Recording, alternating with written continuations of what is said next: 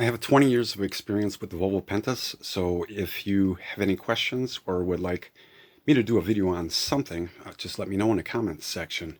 In today's video, I'm going to take apart this 280 in 3 sections, and we're going to replace the vertical shaft that's in there. Sometimes it can snap, especially if the prop hits something. Most of the time they don't, but it can happen. Alright, when you get the lower unit off, first thing you want to do is remove the zinc ring. Unless it's a 270 or 275, you can leave it on. But these bolts have to be exposed, and it takes a 3/8 bit to remove them. Allen type. And if you look at this ring here, if I could show you this. This is actually the V8 gear. You'll see where it's stamped in the collar. It says 1.61 to 1. That's the gear ratio. And they're usually going to be on this collar here. That's where you'll find the gear ratio. 4 cylinders it's 2.15 to 1, and 6 cylinders is 1.89 to 1. Once you get the bolts removed, then here's where you'd add a slide hammer. Except I've been doing this so long, I actually made a tool. With the slide hammer, you just keep whacking it until this whole gear set pulls out.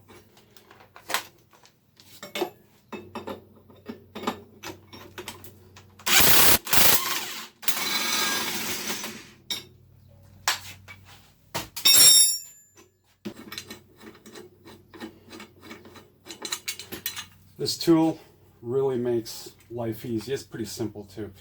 You can actually make that also. And you just simply pull out the gear set. Once you get the gear set removed, this is what it looks like down there.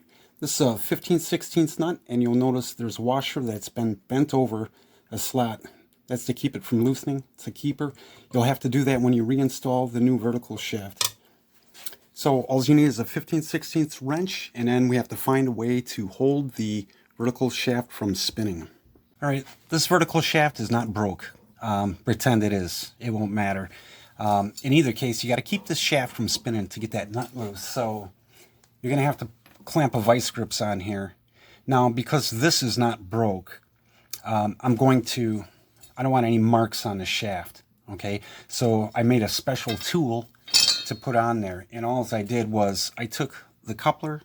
All right, this is found right underneath the gearbox. It goes on here and connects the gearbox. Anyway, I cut one short, and I welded it to a metal plate. And this is what I'll put on here to keep it from moving. Everyone else will have to use a vice grips. Alright, normally I would just stomp on this wrench once it's set in there, but I'm going to just use a second wrench to unloosen this. Alright, she's broken. So then you just remove the nut. Here's what came out. Right, if you're not doing a gear change, but you're only replacing the vertical shaft, you do not want this gear to pop out of there, because there's 26 little needle bearings around the outside of this gear, in between the hub and this gear itself. So you don't want those coming out. You just want to simply remove the shaft. So you're going to have to stuff this with paper, sponge, doesn't matter.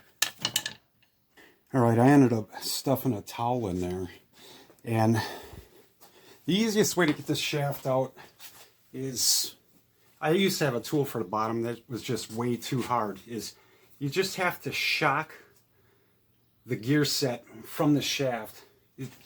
And the easiest way to do that is with a mallet also. Make sure you have good aim. You gotta give it a real good whack. And you see how she popped out like that. Alright, here's what came out, so it must go back in. A really thin shim that goes underneath the bearing, of course. And here's the part number. You can find it right here. I know it's hard to read, but it's 832555. They're common in all of the 4 cylinders, 6 cylinders, and V8s, and that would be the 270, 275, 280. Because I had a towel stuffed in there, the gear stayed put. Okay, when you reinstall it, make sure you have something in there, or hold it. Have a friend help you. You don't want it slipping out. And I'll show you what happens if it does slip out. See all them little needle bearings. And that would be a mess trying to get that back in there.